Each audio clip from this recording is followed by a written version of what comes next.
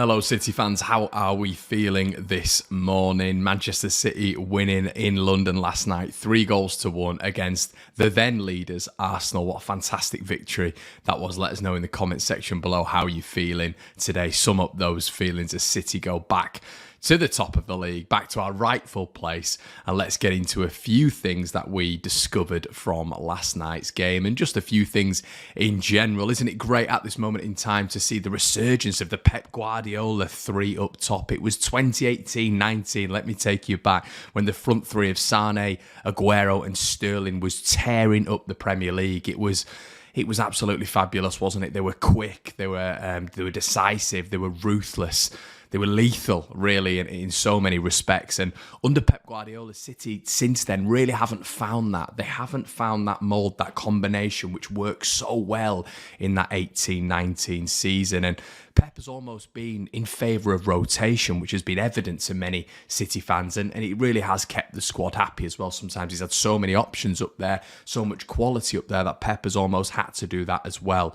However, with Sterling departing, there was almost an opening. Obviously, Phil Foden was set to be that person who maybe fills that void a little bit when it comes to Sterling. But his fall from grace, really, his fall from favour when it comes to Pep Guardiola has been pretty evident. But, however, we have found three diamonds in the rough, if you will. Maybe that's a little bit disrespectful, but three diamonds in the rough when it comes to City's new front three, which has started 6 consecutive games, everybody, which is, it's great to see because it's almost emulating that 18-19 season. Is it a different front three? Have they got different attributes? Of course they have. There's no denying that. When you look at Sane, when you look at Aguero and Sterling, Sane and Sterling in particular were just lightning quick, and anytime that ball was played over the top into those channels, the opposition were in trouble.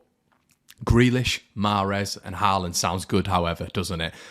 Mahrez on the right-hand side, Grealish on the left-hand side. Very, very different to what Sane and Sterling were in terms of pace, lightning pace, but the cutting in, the ingenuity when it comes to creativity is really helping Manchester City. And I think at this moment in time, it's great to see that Pep has found that combination up front. Now, you forget Phil Foden hasn't started in a while now, and there is really no competition as of yet for Jack Grealish and Riyad Mahrez out wide. And obviously, you are not going to take Erling Haaland out up top.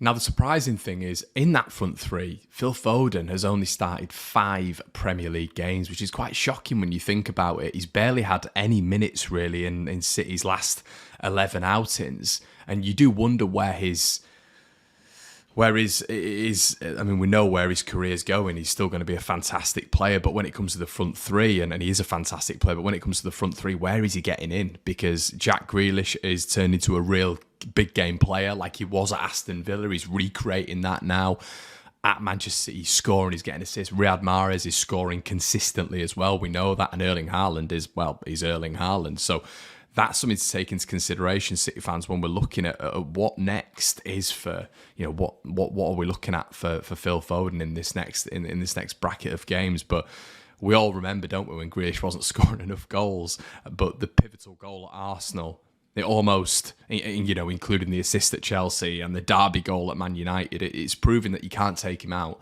especially when City have got such pivotal games coming up. Jack will perform in the big games as well against, the other top 4 teams, as well as the other 16 teams in the division.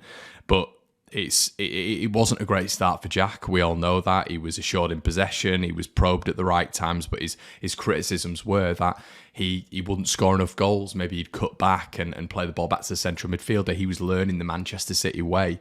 However, now it seems like he's been a little bit more decisive. He's found his place in this City side, and it's absolutely fantastic to see. And last night just summed it up, one of City's better players yet again. Guys, let us know what you think in the comment section below. Are you favouring this new front three? Where does Phil Foden go from here? Make sure you're liking, commenting and subscribing as always, everyone, and we will see you in the next video. Cheers.